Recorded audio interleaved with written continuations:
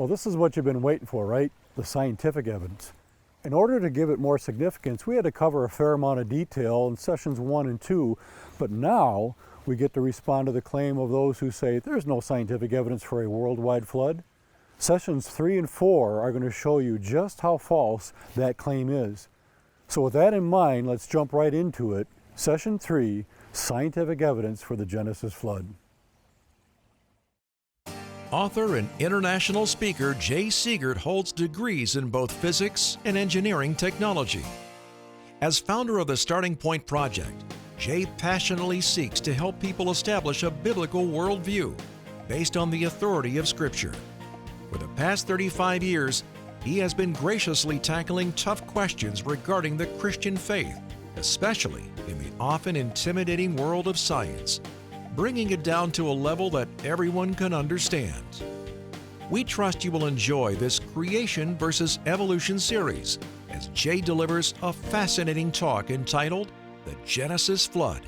This Changes Everything, Part 3.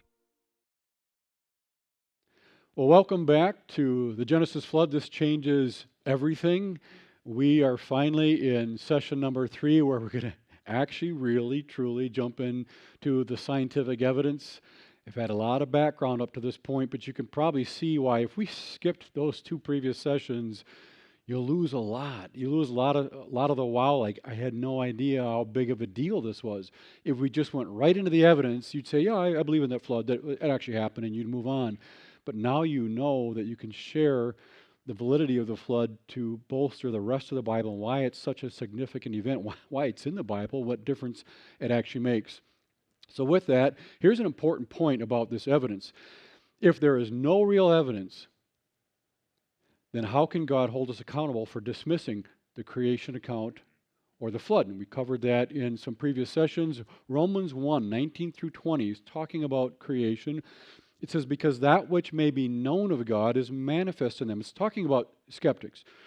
That which may be known about God is manifest in them, for God hath showed it to them. He showed the skeptics His existence and His creation. God Himself has done that.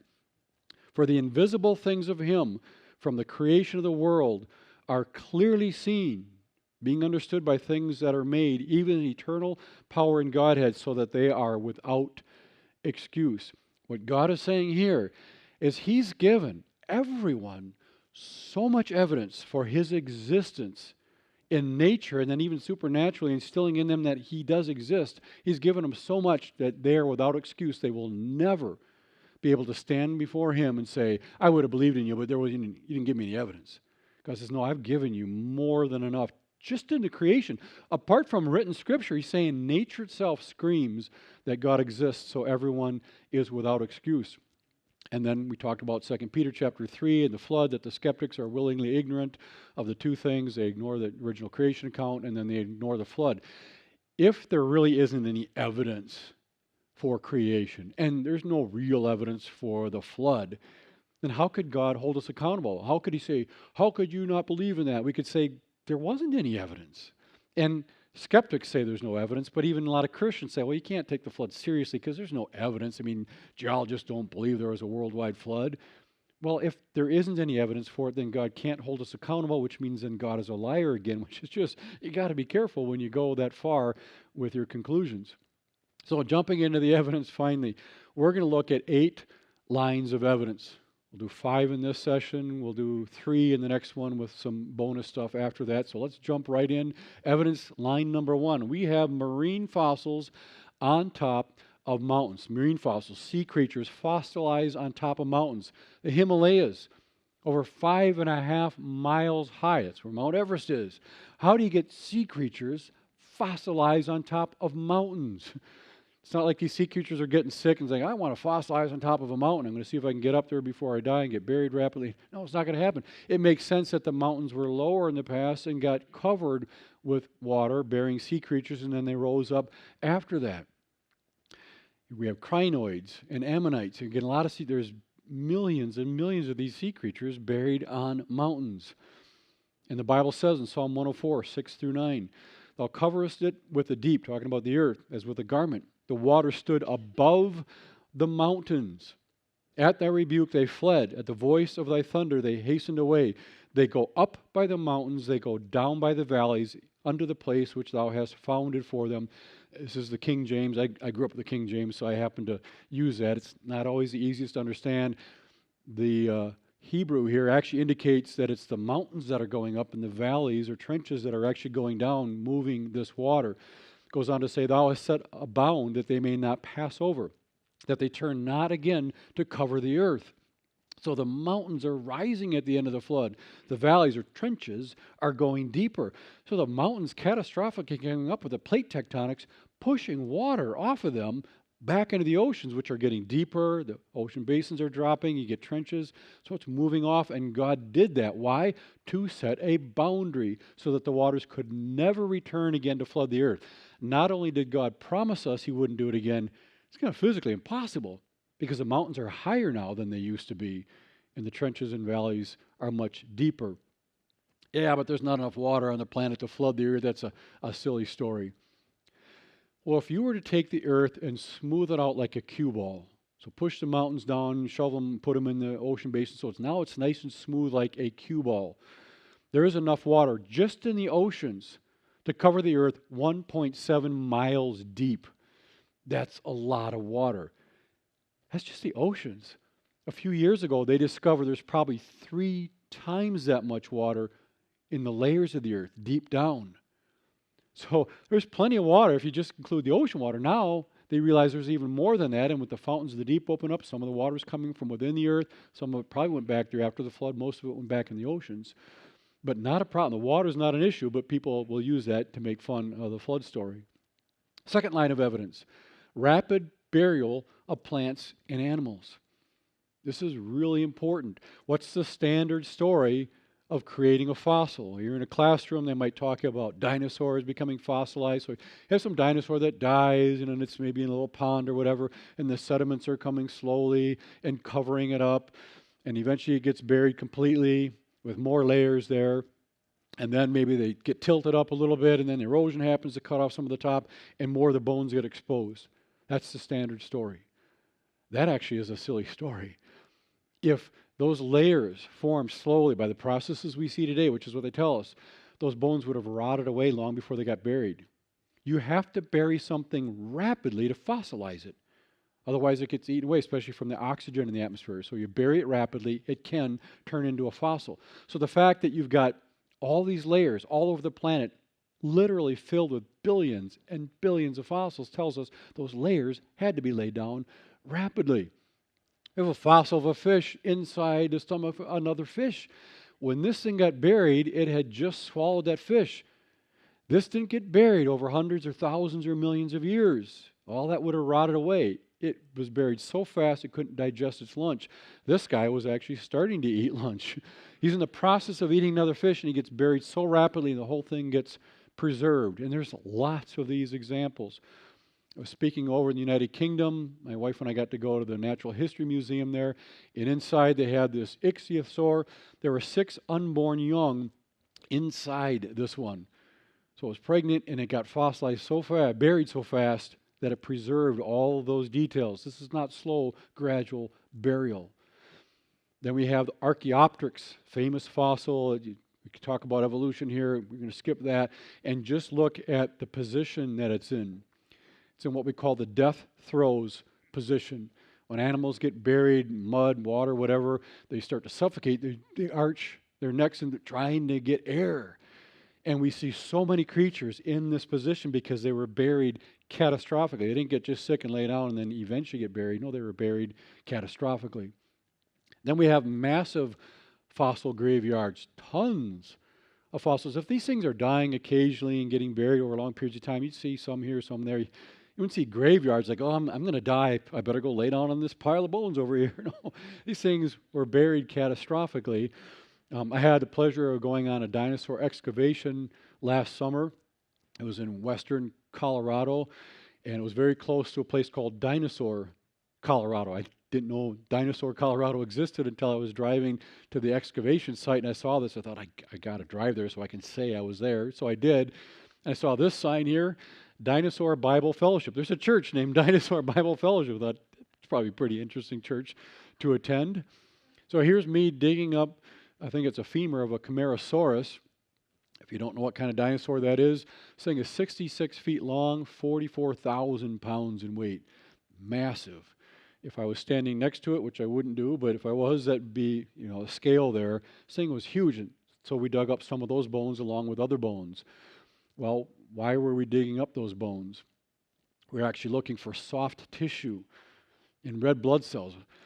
Now, the standard story, part of another talk, I probably shouldn't even throw this in there, but standard story is that dinosaurs became extinct 65 million years ago. Well, if that's true, there shouldn't be any soft tissue in them anymore, any red blood cells, any DNA, but we're finding it more and more and more. Creationists wanted to have their own that they own so they could do their own research rather than just taking the word from someone else who's doing research. So we did find those bones, and they're actually on their way over to University of London or in Liverpool to be tested. It's fascinating. It's part of another talk. You have to back off and not go into those details, but that's why I was on that dinosaur excavation. And I was also very close to Dinosaur National Monument. It's not in Colorado. It's just across the border in Utah, but I thought I got to pop in there. I had no idea I was going to be this close to it. I hadn't been there before. It's built into the side of a cliff there. So inside you get to see this cliff exposed, and it's filled with 1,500 dinosaur bones, and they're all over the place. Everywhere you look, they're sticking out. And I mean, they're huge, and you can actually touch a lot of them and walk up, and it's pretty neat to be able to do that. Well, most people don't know there are actually more clam fossils here than dinosaur fossils. Wait a minute, clams live in like the ocean and water. What are all these clams doing buried with all these dinosaur bones? You got a worldwide flood bringing ocean waters onto the land. You're going to be bringing all those sea creatures and burying them and burying dinosaurs. You'd expect them to be buried together, and that's what we see evidence of here. And we see massive graveyards of fish being buried, again, in many, many other bones, a lot of examples.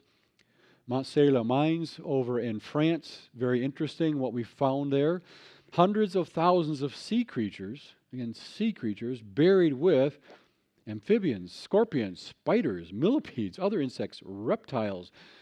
What are these sea creatures doing being buried with these creatures? Well, again, ocean waters coming across the continents and burying everything. We would expect them to be together, and that's what we see. Mason Creek, just in Illinois, a little south of us here, there's 100,000 fossil specimens of sea creatures, 400 species of flora, that's plants and things, and then 320 species of fauna, living creatures, all there in the same place. So you got sea and land creatures buried together with ferns, shrubs, mosses, reptiles, snails, insects, millipedes, centipedes, jellyfish, scorpions, amphibians, fish, shrimp, crabs, and more. These creatures don't live together. So how do they get buried together? They weren't just living and got sick and kind of died and eventually get buried. No, they must have been thrown together like a worldwide flood. Then we have the red wall limestone in the Grand Canyon. Again, this is the south rim where we go. This layer here is the red wall limestone. And in that layer, we found billions of nautiloids. Top picture is a depiction of what they look like. Bottom one is the fossil of a nautiloid. So we have them fossilized with other marine creatures.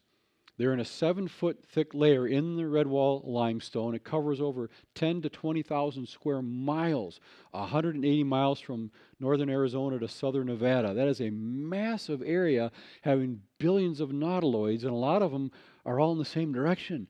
Water was coming in and burying these things catastrophically. If they were just buried randomly over millions of years, they'd just be all over the place. No, this was a catastrophic event that came through and buried them. And we have millions of jellyfish being fossilized. How do you fossilize a jellyfish? A hard bone, you can picture that, but not a jellyfish. When jellyfish wash up onto the beach, it doesn't take too long, and they start kind of decaying away into just muck. So how do you fossilize these things? This is the Ediacara Hills in South Australia. Massive formation stretching over 300 miles from South Australia to the Northern Territory. Evolutionary scientists who discovered these jellyfish said these fossils must have formed in less than, drum roll, 24 hours. Why? Because he knows they decay away really quickly. So they had to be buried rapidly to fossilize. Well, what would have buried them that way? This is from Wikipedia. Again, this is not a Christian article talking about the Ediacaran biota, the living things in this layer. Ediacaran biota is not found in a restricted environment subject to unusual local conditions. They were a global phenomenon. The processes that were operating must have been systemic and worldwide. They say this isn't just a one-off in that area. This was worldwide, a worldwide phenomenon. What in the world could possibly have caused that, right? What in the world? I don't say what in the world, I say a flood in the world caused that. It makes a lot more sense. And then in Wisconsin, you guys have heard of Wisconsin? We have jellyfish in Wisconsin. What are jellyfish doing in Wisconsin? There are thousands of jellyfish here in Wisconsin. The largest jellyfish is ever been found up to 3 feet in diameter. Massive jellyfish, but in Wisconsin. That's kind of strange. They're found in a 12-foot vertical span of sandstone, supposedly representing up to 1 million years of time. 1 million years of Earth history. How do you bury jellyfish over 1 million years? You can't. They would decay away. This whole layer must have been laid down catastrophically. So it can't represent 1 million years of history. Here's another one from New Scientist. This is, again, secular publication, the jellyfish jackpot. The sandstone encasing the jellyfish was deposited at the edge of a shallow tropical sea. The jellyfish may have been washed up by a storm. A shallow sea. Well, I mentioned that much of the continent were shallow marine seas to begin with waters coming in from the ocean. So that makes sense that you'd have these waters coming in and bringing jellyfish and washing them up by a storm, they say. How about part of the flood? They just can't say flood. They cannot say it. This is from the Los Angeles Times talking about the same thing. More than 500 million years ago, 500 million years, thousands of jellyfish were washed up in a small lagoon, stranded by a freak tide or storm, I can't say flood, and buried by sand just hours later. Again, the flood makes sense of that, but they go, oh, there's a lagoon, there was a freak storm and all that. It's just like, it doesn't make any sense. The jellyfish fossilized appear similar in size and characteristic to their modern brethren. I'm going to get back to that in a second. The fossilized jellyfish, 500 million years old, look the same as the jellyfish that we have around today. I'll bring that up again in just a second. The BBC News, secular source, talking about this new fossil discovery of a fossil worm. I'm going to tie it in. A worm-like creature that burrowed on the seafloor more than 500 million years ago, again, 500 million years, may be key to the evolution of much of the animal kingdom, including humans. So they found some little worm that they say is 500 million years old, and it's the key to understanding our existence. It formed almost every other life form on this planet over 500 million years. Okay, so on the left we got that worm. On the right we have the jellyfish. And there's 500 million years of time. So they're telling us they discovered this worm that over 500 million years turned itself into almost every other life form on this planet, including human beings. Pretty impressive. The jellyfish, over 500 million years, turned into a jellyfish. I'd love to see these guys in a job interview, where the interviewer says, "That's very impressive, Mr. Worm, all you did in 500 million years. So Mr. Jellyfish, what have you been doing?" I don't know. Nothing. It's like, you can't have both. Either evolution drives those changes all the time, or it keeps them static. You cannot have both. They want it both ways, and genetics will not do that. The exquisite detail of these fossils. This is sitting on my desk at home. This isn't special. You can buy these anywhere. There are millions of them. But look at the fine details on this. This did not get buried slowly. It was buried rapidly, along with millions and billions of other fish. Here's a trilobite. Again, the details we have on the trilobite has one of the most complex eyes known to mankind, yet they say it's one of the earliest life forms. How do you get this most complex eye? Boom, out of nowhere. It's called the Cambrian explosion. Anyway, I don't know if you recognize this form here. That's a fossil. Looks very much like a regular leaf. All the intricate details have been preserved. And the horseshoe crab here, that's a fossil. Here's the living one. Looks pretty much identical. They call this a living fossil because the living thing looks identical to the fossil, yet millions and millions of years have supposedly gone by. Why didn't this thing change into anything else? If a worm can change into human beings over that time, how come this guy didn't do anything? Doesn't make any sense. It makes more sense. It was buried during the flood 4,500 years ago or so, and you don't expect changes because they're not evolving. Maybe slight changes here within a kind, but not major changes, and we don't see that.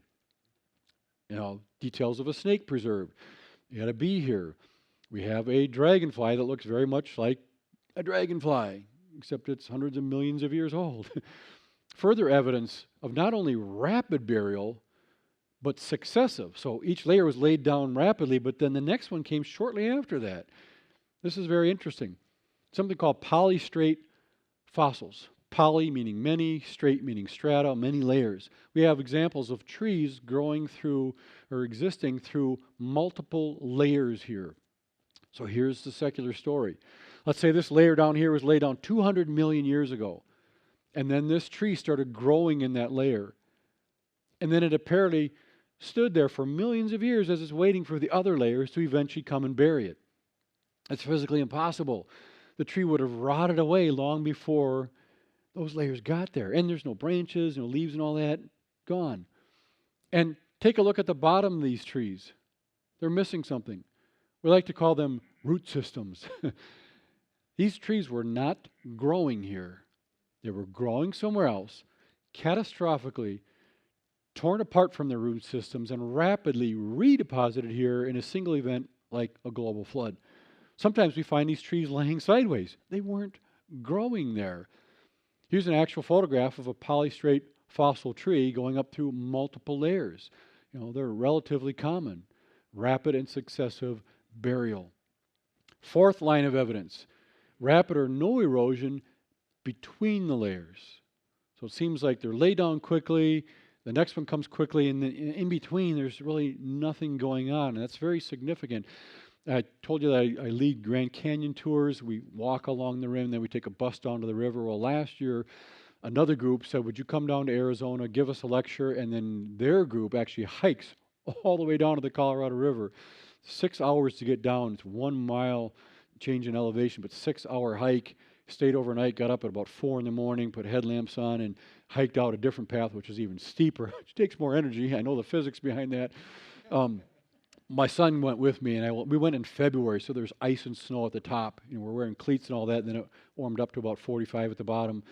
I will never forget this trip. It was phenomenal to see that all the way down. And so we were going down on this particular path that you can see here, and it just kind of drops, so tails off there.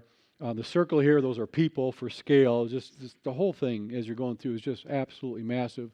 And our goal was to get to the bottom, to Phantom Ranch in the inner gorge 1 mile down. And again, we did make it back. Otherwise, I wouldn't be here right now. I brought my son to carry me out in case I had a heart attack or something. But we've been looking at these layers. I've shown you this diagram before. A lot of layers there. Two in particular that are interesting. The Coconino Sandstone and the Hermit Shale. As we hike down past all these layers because we're going to the bottom. Well, here's the Coconino Sandstone and the Hermit Shale. You can see those two there. Secular scientists tell us there's 100 million years of time in between those two layers. But look at the contact point. It's like a razor edge, knife edge going straight across. So what they want you to believe is that the Hermit Shale was laid down. Maybe rapidly, or maybe not, but it was laid down. And then it sat there for all that time, 10 million years of Earth history. And then the Coconino Sandstone was laid down. How come there's no evidence of that? That's a big, big problem. We're going to take a look at another connection point here, the Redwall limestone, which I mentioned before, and the Muav limestone. There's supposedly 160 million years missing of Earth history. All that time went by in between the layers. Where there's no evidence, that's where all the time occurred. That's fascinating. This is interesting too. At the current erosion rates which we see today, which they say you need to look at current processes, whatever's happening now, and use that to explain Earth history. At the current rate of erosion, all of the continents would be eroded down to sea level in just 10 million years. Okay, that sounds like a long period of time, but they're talking about hundreds of millions of years for these layers.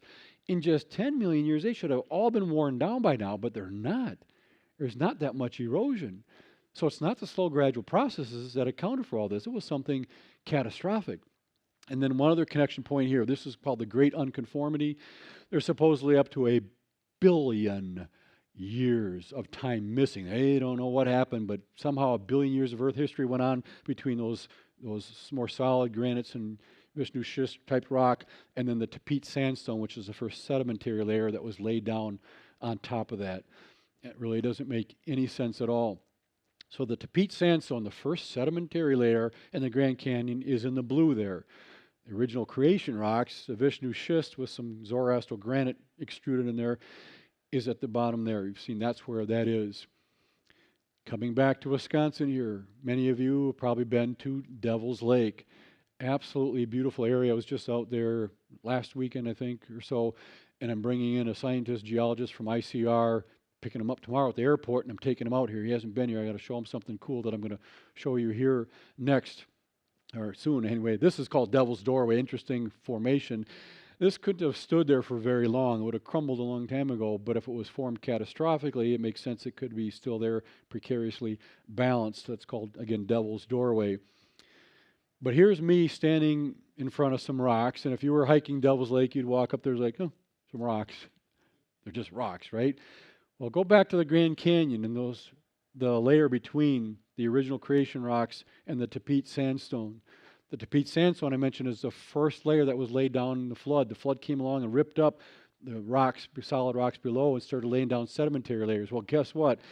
That same line is right here in Devil's Lake. You don't have to hike a mile down. You walk right up to it, put your hand on it. So below, they call it the Baraboo Quartzite. Anytime they discover rocks, they give it like a local name, but it can be like the same formation somewhere else. So that's that original creation rock. It's interesting, actually, at Devil's Lake here, this rock has actually been tipped up vertical. You can't tell it from looking at it here, but it's been tipped up, and that's some of the original creation rock. And then above that, you see chunks of the Baraboo Quartzite here, the boulders, and then you see in between some Jordan sandstone. They call it a conglomerate, mixed up stuff. That's where the flood came through, something so catastrophic, it ripped up that solid rock and then started redepositing it on top, and then you have all the sedimentary layers, the rest that we see, down in Grand Canyon. But you can see it right there at Devil's Lake. Absolutely fascinating. Want more information on that, contact me. I can tell you how to get there when you're at Devil's Lake. This is Dr. John Baumgartner. I mentioned him before. He's the guy who designed the world's best 3D computer simulation of plate tectonics. I told him and the other board members of Logos when I brought him out here I was going to take him on a little field trip. Quick story. I was nervous thinking, I bring these brilliant guys out here and we drive all the way out there. What if we get there and I say, here it is? And they're like, what did you want us to see?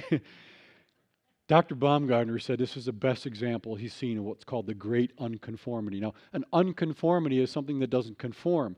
The layers below do not conform to the layers above. Something went on there. Oh, the flood came through, and they call it the Great Unconformity because you see it all over the planet. And it's so cool. You can see it right here in Wisconsin. So, sedimentation.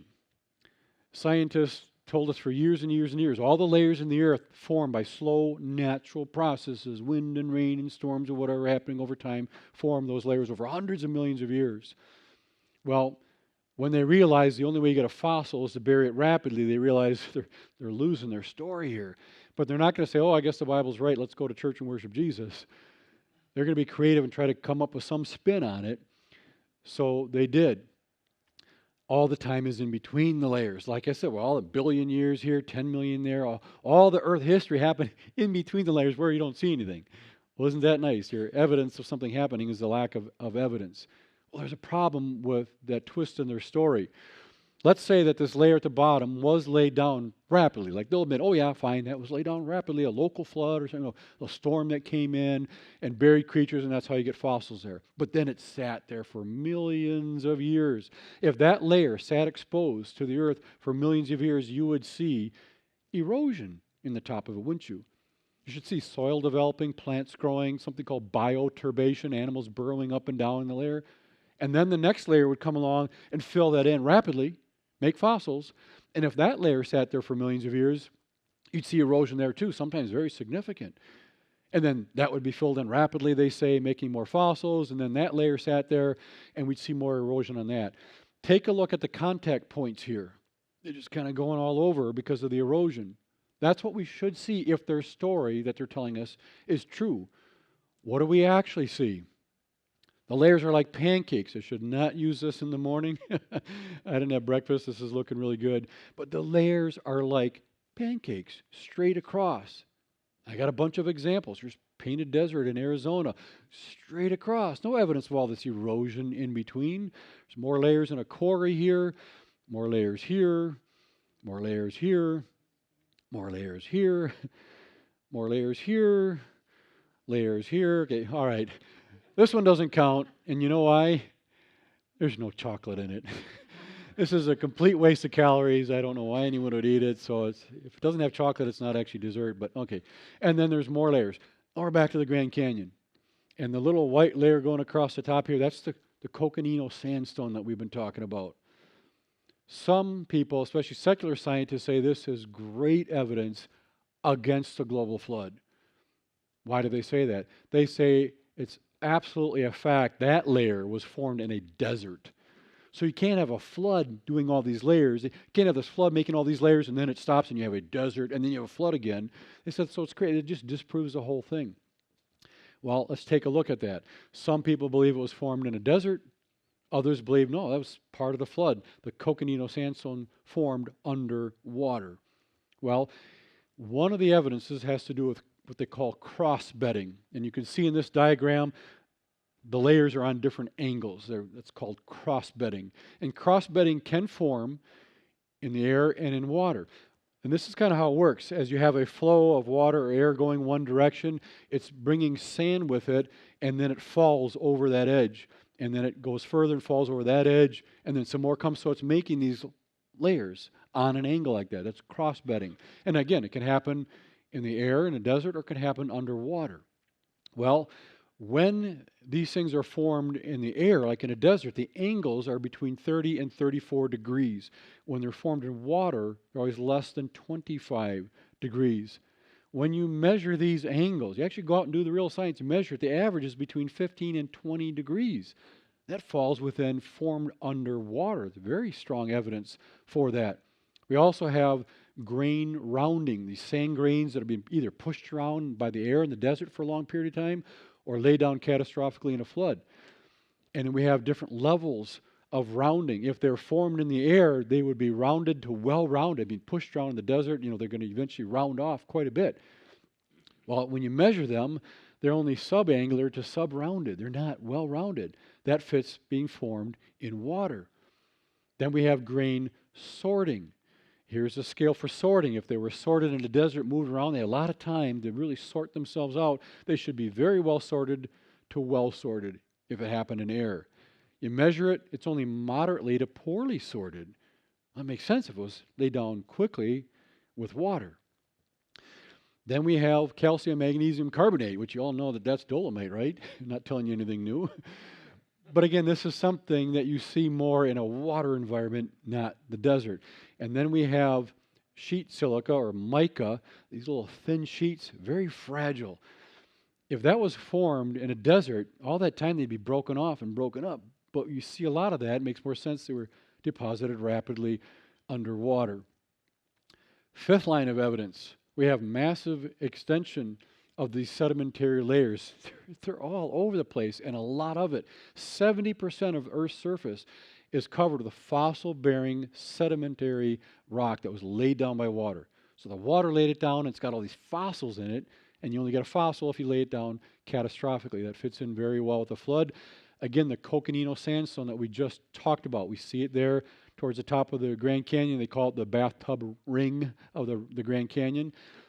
It's 100,000 square miles.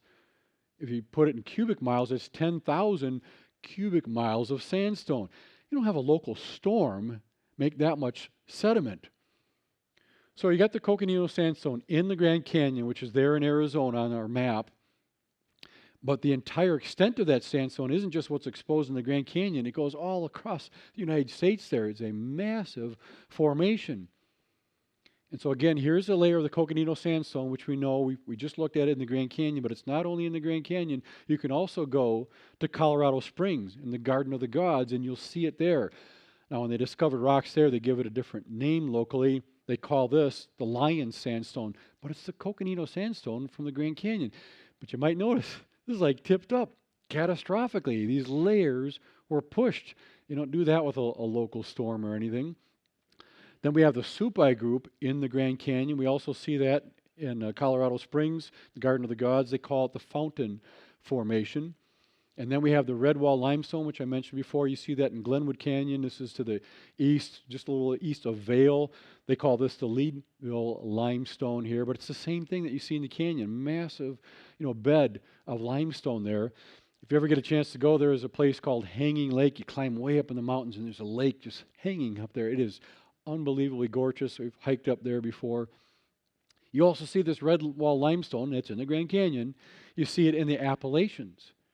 And you see it in Ireland, and you see it in England, and you see it in the Himalayas where Mount Everest is.